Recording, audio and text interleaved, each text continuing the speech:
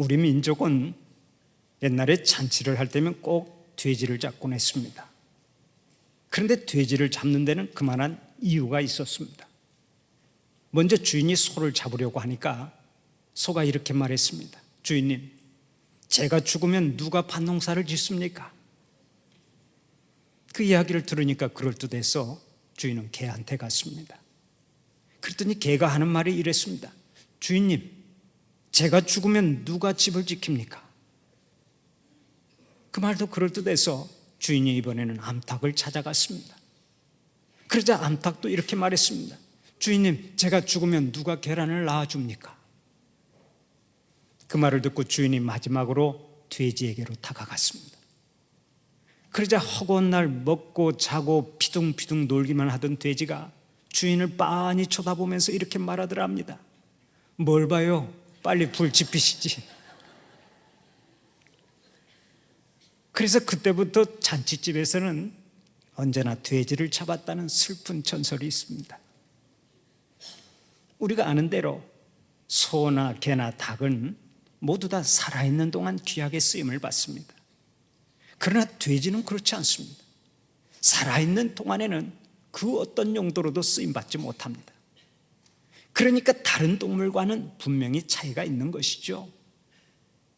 물론 돼지도 결과적으로는 주인에게 큰 기쁨을 줍니다.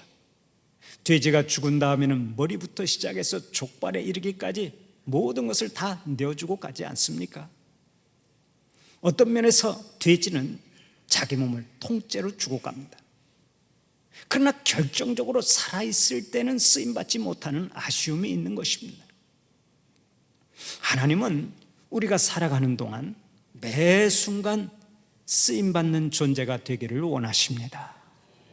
하나님의 영광을 위해서 우리 모두가 귀하게 쓰임받기를 원하시는 거예요.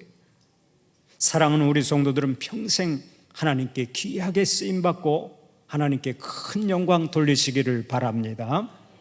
그러면 어떤 사람이 하나님께로부터 귀하게 쓰임받습니까? 로버트 클린턴 박사는 하나님께 쓰임받는 것을 기준으로 해서 사람들을 네 종류로 구분한 적이 있습니다. 그 첫 번째가 일찍 죄된 사람들이고, 두 번째는 비참하게 삶을 끝낸 사람들입니다. 세 번째는 그저 그렇게 끝낸 사람들이고, 네 번째는 삶의 마지막까지 하나님께 귀하게 쓰임받으면서 인생을 잘 끝낸 사람들입니다. 여기서 일찍 죄된 사람들은 자신의 잘못 때문에 지도자의 위치에서 일찍 축출된 자들을 말하는데, 예를 들면 아비멜렉이나 삼손이나 압살롬 같은 인물들이 여기에 속합니다. 다음으로 비참하게 삶을 끝낸 사람들은 인생의 말미에 타락한 자들을 말하는데, 사울 왕이나 솔로몬 같은 지도자들이 여기에 속합니다.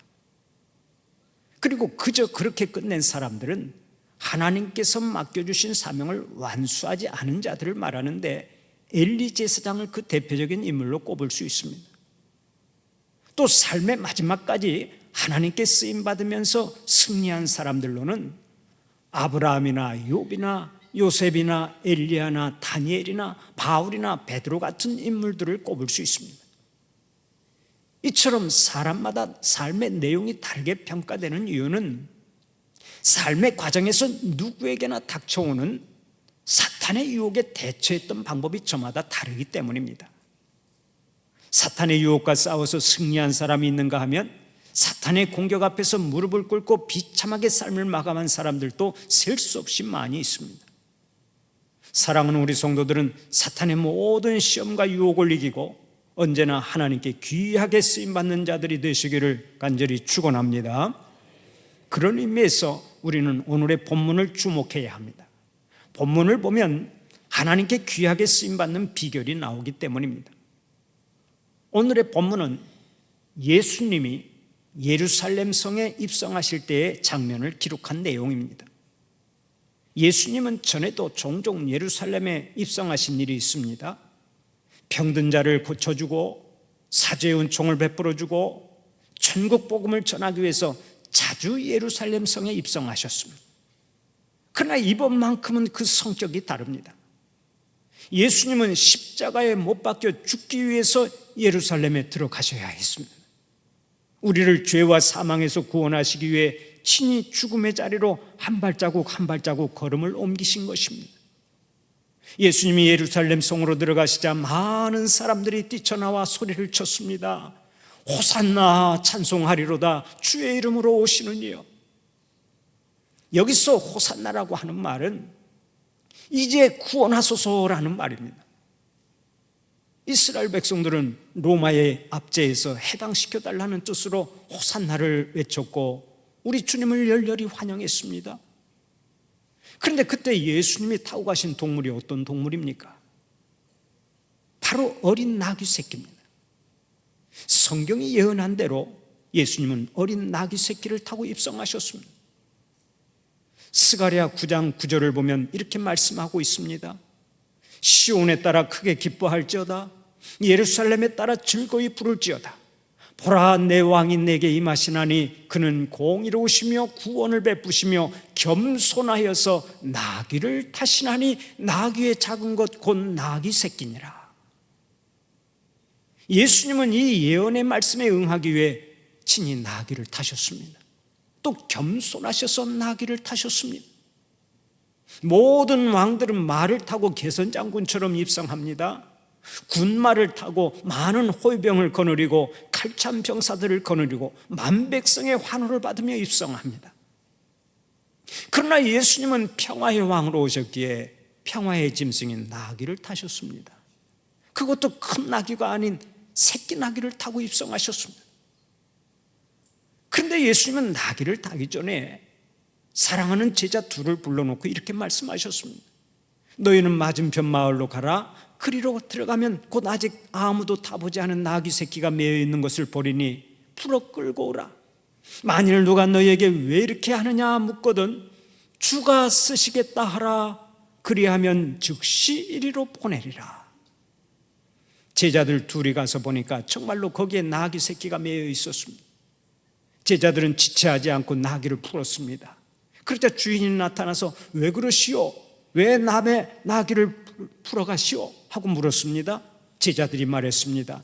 우리 주님께서 쓰시겠다고 한다. 그러자 나귀 주인은 두 말도 하지 아니하고 나귀를 건네주었습니다. 오늘 여기서 우리가 주목해야 할 말씀이 있습니다. 그 말씀이 바로 주가 쓰시겠다 하라라는 말씀입니다. 주가 쓰시겠다 하라. 이 말씀은 예루살렘에 입성해서 만왕의 왕으로 등극하시는 주님, 인류를 죄에서 구속하시려고 등극하시는 주님께서 친히 주신 말씀입니다. 주가 쓰시겠다 하라.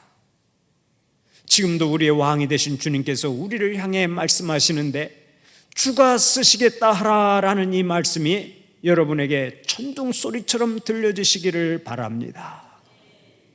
그러면 주가 쓰시겠다 하고 말씀하실 때 우리가 어떻게 해야 귀하게 쓰임받을 수 있습니까? 첫째로 내가 가진 것을 내어놓아야 합니다. 내가 가진 것을 내어놓아야 우리는 주님께로부터 귀하게 쓰임받을 수 있는 거예요. 오늘의 본문 3절을 보면 주님께서 이렇게 말씀하시죠. 만일 누가 너희에게 왜 이렇게 하느냐 묻거든 주가 쓰시겠다 하라. 그리하면 즉시 이리로 보내리라. 주님의 말씀을 듣고 제자들은 나귀 주인에게 가서 말했습니다. 이것을 주가 쓰시겠다고 한다. 그랬더니 주인은 즉시 순종하여 나귀를 주님께 내어놓았습니다. 그로 인해 나귀 주인도 귀하게 쓰임받고 나귀 새끼도 귀하게 쓰임받았습니다. 바로 이것입니다. 주님은 언제나 기쁘게 순종하는 사람을 쓰십니다. 지금까지 2000년 교회사에서 하나님의 나라가 계속 확장되어 가는 이유는 택하신 주님의 종들이 주님의 말씀을 듣고 가진 것을 내어주는 순종이 있었기 때문에 이렇게 교회가 크게 확장되어 가는 것입니다. 그러므로 우리가 귀하게 쓰임 받으려면 먼저 말씀에 순종해서 가진 것을 다 내어놓아야 하는 거예요. 주님은 우리를 쓰시려고 이 세상에 보내셨습니다. 주님은 우리를 쓰시려고 우리를 창조하셨습니다. 우리를 쓰시려고 우리의 죄를 대속하셨고 우리를 쓰시려고 우리를 다시 세워주신 것입니다. 그래서 주님은 오늘 또 우리를 쓰시려고 계속 찾고 부르고 계시는 거예요. 여기서 쓰시겠다라는 말의 헬라어는 크레이아로 되어 있는데, 이 크레이아라고 하는 말은 필요 불가결한 존재다라는 뜻을 가지고 있습니다. 우리는 꼭 쓰임받는 존재가 되어야 한다는 말입니다.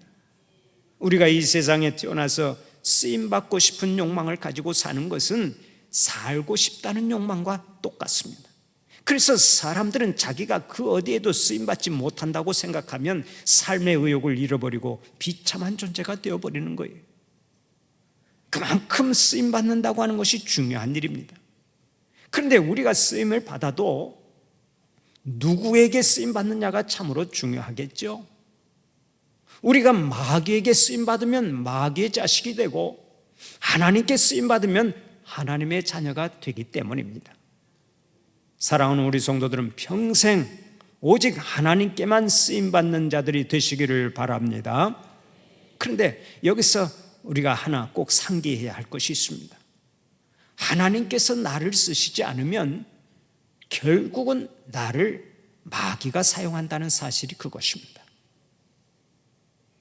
내 시간을 하나님께 바치지 않으면 내 시간을 마귀가 빼앗아가고, 내 재능을 하나님께 바치지 않으면 내 재능을 마귀가 빼앗아갑니다. 내 물질을 하나님께 바치지 않으면 내 물질을 사탄이 빼앗아가서 전부 다 헛된 일에 탕진하게 만듭니다. 내 육체를 하나님의 영광을 위해 살도록 내어주지 않으면 사탄은 즉각 나를 사탄의 노예로 삼습니다. 그렇기 때문에 우리는 내 인생의 주인 되신 주님께 삶 전체를 바쳐야 하는 것입니다. 사탄은 자기를 위해서 우리를 이용합니다. 그러다가 쓸모가 없어지면 가차없이 버립니다. 그러나 우리 주님은 그렇지 않습니다. 우리가 가진 것을 바치기만 하면 주님은 언제나 우리를 귀하게 쓰시는 거예요. 우리를 영광스러운 존재로 만드시는 거예요. 내가 연약해도 관계없습니다. 내가 무능해도 괜찮습니다. 허물이 많아도 괜찮습니다. 주님께서 사용하신 나귀 새끼를 보십시오. 주님은 동물 중에서 가장 약한 나귀 새끼를 타셨습니다. 참으로 보잘것없는 나귀, 아무도 눈여겨보지 않는 나귀 새끼를 타셨던 것입니다. 여기에 아주 귀한 영적 교훈이 있습니다. 주님 앞에서는 약한 것이 문제가 되지 않는다는 것입니다. 재능이 문제가 아니고 학식이 문제가 아닙니다. 문벌이 문제가 아니고 환경이 문제가 아닙니다. 아무리 무능하고 형편없어도 나를 주님께 내어놓기만 하면 주님께서 귀하게 쓰시는 줄 믿으시기를 바랍니다. 예수님이 나귀를 타고 예루살렘에 입성하는 장면을 한번 상상해 보십시오. 보잘것없는 나귀였지만 예수님이 그 위에 타시니까 제자들이 겉옷을 벗어 그 위에 얹었습니다. 등에 가만히나 덮고 다니면서 주인의 채찍을 맞으며 침이나 날라야 하는 나귀였는데, 제자들의 부드러운 옷이 그 위에 덮이고 주님께서 그 위에 앉으셨습니다. 그리고 나귀가 걸어갈 때 수많은 사람들이 옷을 던지고 종려나무 가지를 흔들면서 외쳤습니다. 호산나, 호산나. 그때 나귀가 얼마나 황홀했겠습니까? 사람들이 영광을 주님께 돌렸지만 주님을 등에 태운 나귀도 덤으로 영광을 얻었습니다. 바로 이것입니다. 오늘 내가 형편없는 존재라 할지라도 내 등에 우리 주님만 태운다면 주님께서 귀하게 쓰시고 나의 삶을 통해서 큰 영광 받아 주실 줄 믿으시기를 바랍니다. 그런 의미에서 한번 따라서 해봅시다. 내 것을 주님께 드리자. 드리기만 하면 주님께서 쓰시고 영광 받으신다. 아멘입니까? 내 것을 주님께 드리고자만 하면 주님께서 나를 쓰시고 나를 통해서 영광을 받으시는 거예요. 다음에 두 번째로, 주님을 나의 왕으로 모셔야만 우리는 귀하게 쓰임을 받습니다.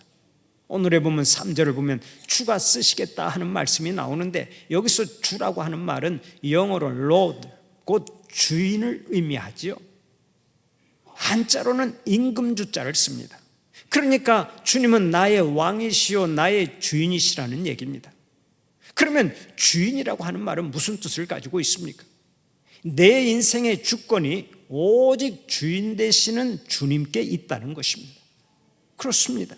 주님은 우리의 주인이시자 우리의 소유주이십니다. 내 인생의 모든 주권을 우리 주님께서 가지고 계십니다. 그러므로 만물의 주인 되신 주님께서 내가 너를 쓰겠다, 내가 너의 것을 쓰겠다 하고 말씀하시면 그것으로 끝나는 것입니다. 역대상 29장 11절을 보면 오늘도 이렇게 말씀하죠. 여호와여, 위대하심과 권능과 영광과 승리와 위엄이 다 주께 속하여 싸우니 천지에 있는 것이 다 주의 것이로소이다. 여호와여, 주권도 주께 속하여 싸우니 주는 높으사 만물의 머리이심이니이다. 그렇습니다. 천지에 있는 것이 다 주님의 것입니다. 해와 달과 별이 다 주님의 것이요 지구상에 있는 모든 것이 다 주님의 것입니다. 나의 생명도 주님의 것이고, 나의 재능도 주님의 것이고, 나의 시간도 주님의 것이고, 나의 물질도 주님의 것입니다. 그렇다면 내 인생의 모든 주권이 주님께 있음을 인정해야 될 줄로 믿습니다. 동의하시면 더 크게 아멘 합시다. 내가 가지고 있는 생명, 내가 가지고 있는 물질, 나의 재능, 시간까지도 다 주님의 것임을 인정하는 여러분들이 되시기를 바랍니다. 누가복음 22장을 보면 아주 재밌는 얘기가 나옵니다. 주님이 예루살렘 성에 입성하셔서 유월절 잔치를 열어야 하는데 제자들이 장소 때문에 고민을 합니다. 그러자 주님께서 베드로와 요한을 불러서 이렇게 말씀하십니다. 너희들이 예루살렘 성에 들어가면 어떤 이가 물동이를 이고 지나갈 것이다. 너희는 그 사람을 따라가라. 그리고 집에 들어가서 여기 주님께서 제자들과 유월절을 보낼 객실이 어디에 있느냐 하고 물어보아라. 그러면 그 사람이 너희에게 방을 보여줄 것이다. 제자들이 그 말을 듣고 나가보니까 진짜로 물동이를 이고 가는 사람이 있었습니다. 그 사람을 따라가서 우리 주님이 방이 필요하다고 하십니다 하고 말했더니 그 사람이 이렇게 말했습니다. 아, 그러십니까? 그러면 이리로 올라와 보십시오. 여기 있습니다. 여기 3층에 넓은 다락방이 있습니다. 혹시 음식도 필요하지 않으십니까? 그것도 제가 준비하겠습니다.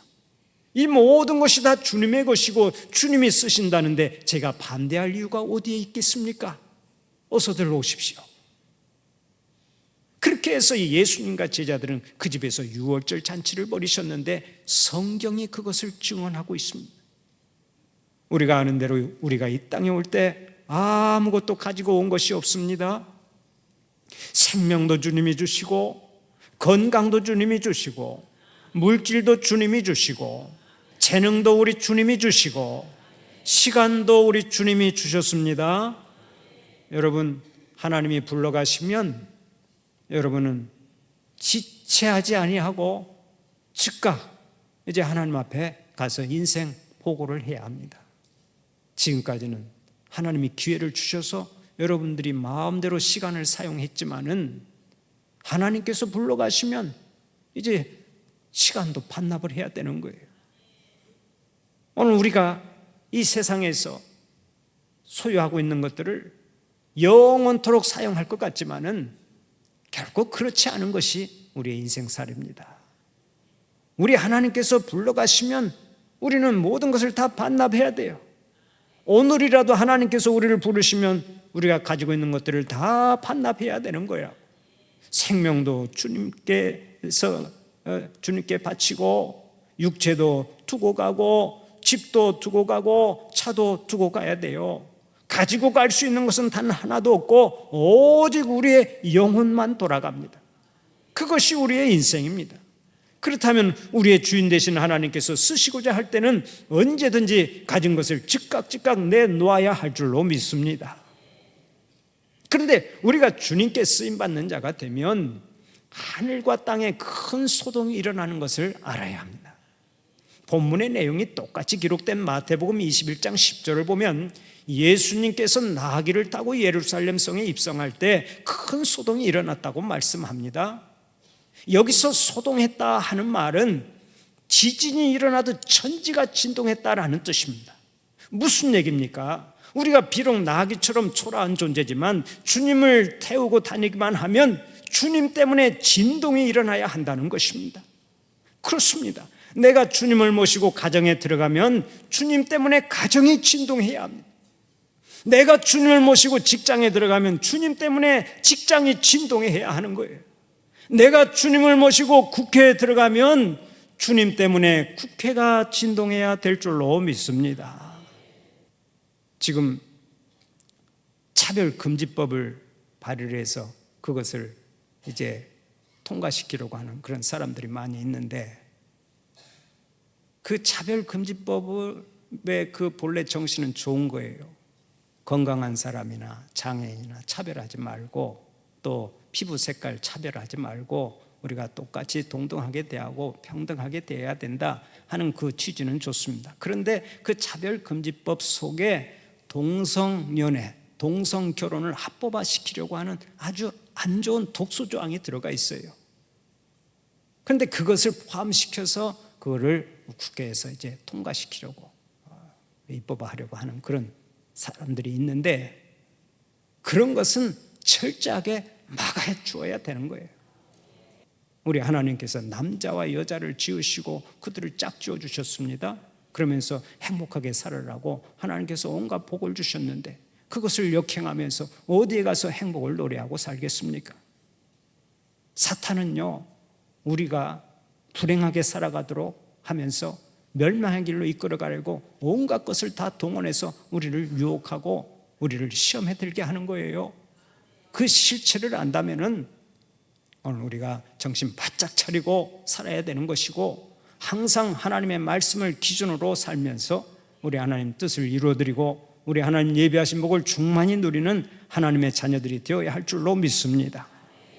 우리가 주님을 환영하고 주님을 영접하고 주님을 찬송하는 소리로 천지가 진동해야 마땅하다고 말씀을 드렸는데, 그러면 오늘날 여러분들이 지금 서 있는 삶의 자리가 여러분 때문에 진동하고, 여러분 때문에 주위에 있는 사람들이 은혜를 받고, 여러분들 때문에 주위에 있는 사람들이 선한 영향력을 받고 있습니까? 여러분 때문에 구원받는 역사가 일어나고 여러분 때문에 뒤집어지는 역사가 일어나고 있느냐 하는 말씀입니다. 우리 주님께 쓰임받는 사람들은 어디를 가나 복 자체가 되어야 합니다. 복을 유통하는 자가 되어야 합니다. 모든 이들의 복의 통로가 되어야 합니다. 평생 가진 것을 내어놓고 주님만을 왕으로 모시고 살아서 어디를 가나 귀하게 쓰임받고 선한 영향력을 끼치는 여러분들이 되시기를 바랍니다. 우리가 잘 아는 베토벤은 몸이 병들고 정신이 희미해지고 걷잡을 수 없는 우울증이 찾아왔을 때 예수 그리스도를 영접했습니다.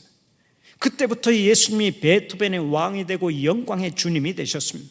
그렇게 변화받고 새 사람이 되었을 때 지은 노래가 바로 베토벤의 심포니 9번 환이라고 하는 작품입니다. 핸델의 메시아도 불후의 명작이지만 베토벤의 환희도 불후의 명작입니다. 인류 역사에 이처럼 장엄하고 멋진 곡이 별로 없었습니다. 정말이지 이 노래를 제대로 부르기만 하면 기쁨과 즐거움과 감격과 환희가 차고 넘쳐나는데, 이 곡이 우리가 즐겨 부르는 찬송가 64장이 되었습니다. 기뻐하며 경배하세 영광의 주 하나님, 주 앞에서 우리 마음 피어나는 꽃 같아 죄와 슬픔 사라지고 의심 구름 걷지니 변함없는 기쁨의 주 밝은 빛을 주시네. 베토벤의 이 찬양과 신앙 고백은 지금까지도 천지를 진동시키는 음악이 되고 있죠. 얼마나 놀라운 일입니까?